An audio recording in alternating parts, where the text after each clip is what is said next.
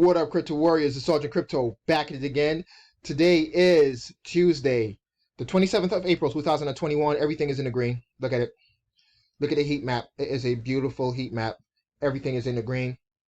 We have Solana and Kusama, Filecoin, Luna, and Monero, the top, out of the big coins that are down. Congratulations again to all the bag holders. Congratulations to everyone that's been holding and didn't sell, that didn't have paper hands like Dave Portnoy, all right?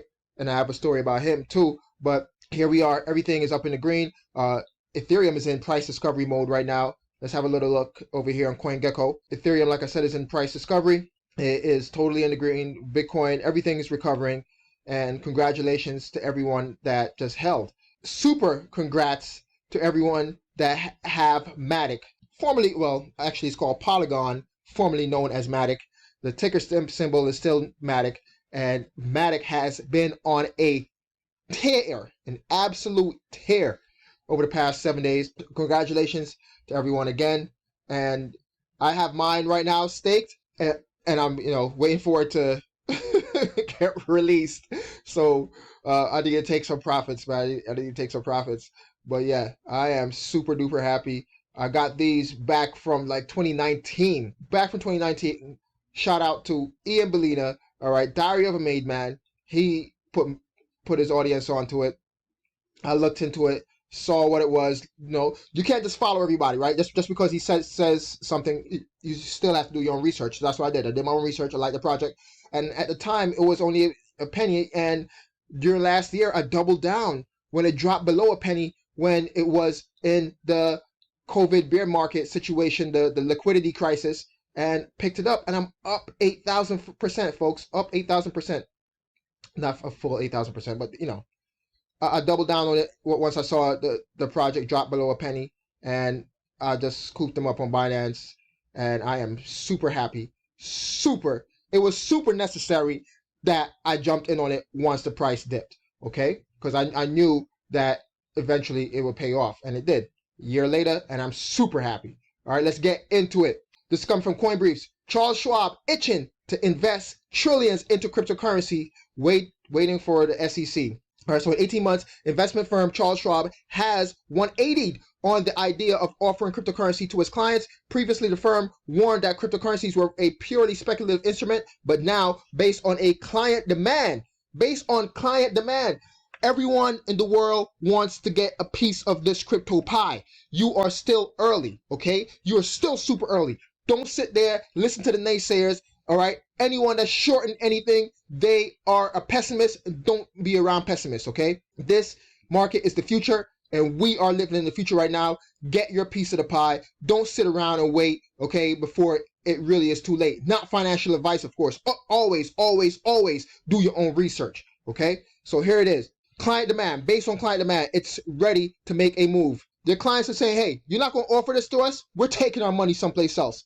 Capital goes where it's treated the best. Meaning, your money is going to go where it's treated the best. You're not going to keep your money in a friggin' bank earning, in some cases, a negative interest rate, all right? Or earning 0.05%, 0.03% a year on your friggin' money. You're going to take your money and you're going to put it where it's treated best. Right now, cryptocurrency is where capital is treated best. And these aren't, mom and pop retail investors. These are, old money. Money that's second, third generation money. We want a piece of this crypto pie.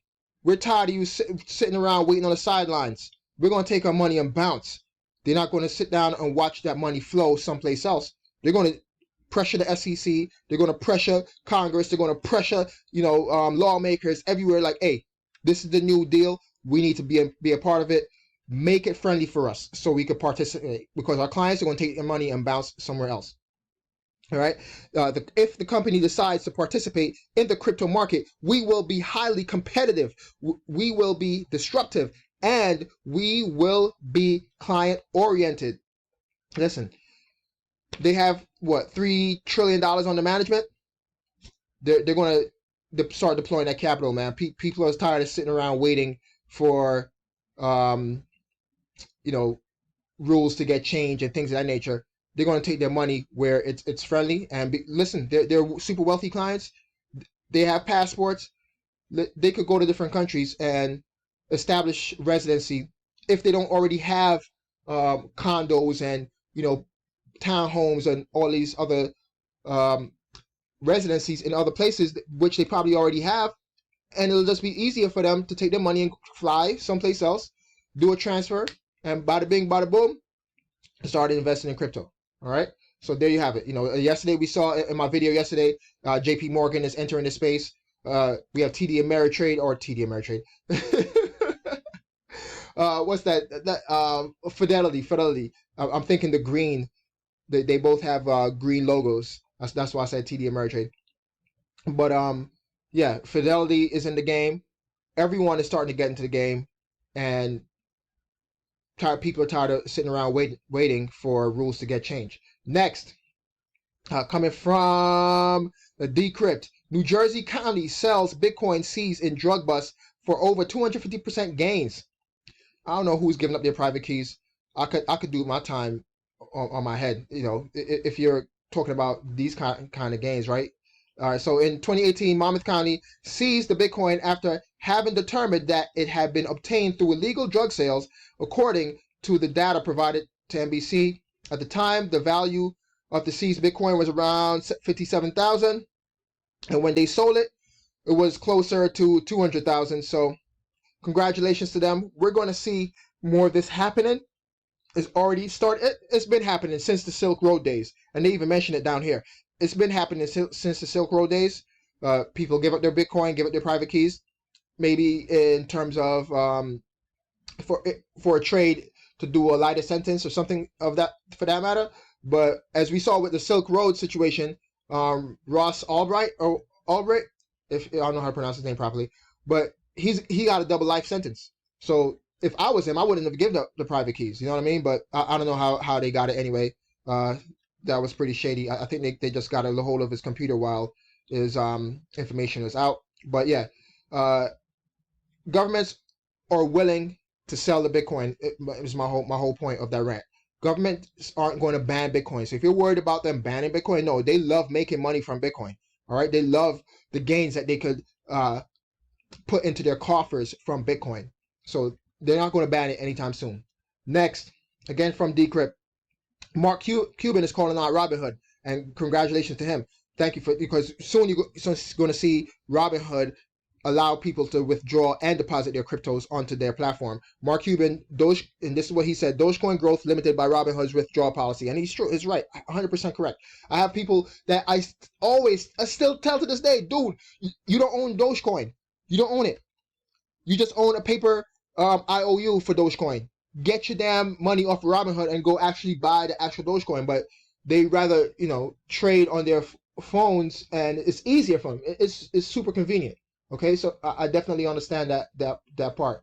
And to them, they're making money anyway, right? So again, he called them out, and they said that they're going to be implementing the withdrawal and deposit functionality soon, and they're actually working on it right now. So to have a high-profile person like this call them out is good on the behalf of the Robinhood traders out there.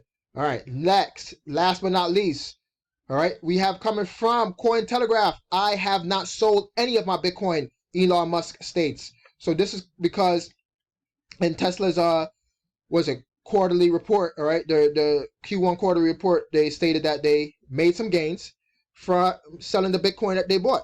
All right, billionaire entrepreneur Elon Musk has taken to Twitter to assure the crypto community that he has not sold any of his personal Bitcoin stash, despite his company Tesla realizing profits from its recent Bitcoin buys. Musk's comments came in response to accusations from comedian Dave Portnoy, all right, paper hands, that the Tesla CEO had profited from a Bitcoin pump and dump engineered through his public statements supporting the cryptocurrency. Rejecting Portnoy's assertions, Musk stated Tesla sold 10% of its holding essentially to prove the liquidity of Bitcoin as an alternative to holding cash on balance sheet. So here's the tweet from Dave Portnoy.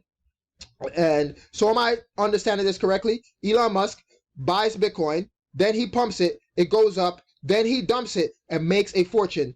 Listen, I own one Bitcoin. but Bitcoin is exactly who we thought it was. Just don't be the last one hodling the bag. And that's what he's saying. He still doesn't get it, this Portnoy guy. He still doesn't get it. He's still out there claiming that Bitcoin is pump and dump, because that's all he does. He's a gambler. He's a degen gambler, okay? That's his company. It deals with gambling. He's a degen gambler. And that's how he sees stocks. He's not an investor. All right, he's not even a true day trader. Real day traders don't even like to mess with this guy. Okay, he's not even a real day trader. He's a straight up gambler, and he's addicted to it. He has an addiction problem to gambling. Okay, and he's out there talking about Bitcoin being a pump and dump, and you know it showed its true colors and things of that nature. Like, dude, no, you have no idea what Bitcoin is. Bitcoin is actually saving lives out there.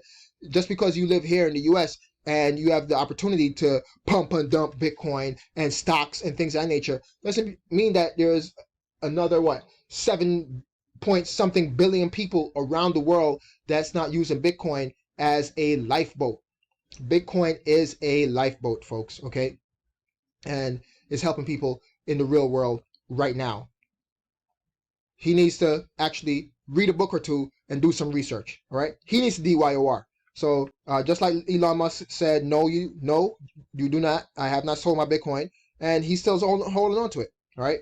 Whether or not Elon and Tesla sells Bitcoin, Bitcoin doesn't care. As you can see from the price, you know, Bitcoin wasn't affected by that so-called news. Bitcoin doesn't care. All right. So yeah, that's my rant for the day. Thanks for watching. Smash that like, hit that subscribe button, and notification bell to get notified when I upload new videos. And thank you to Ian Balina. Because of you, I have big bags right now. Thanks, and I'm out. Peace.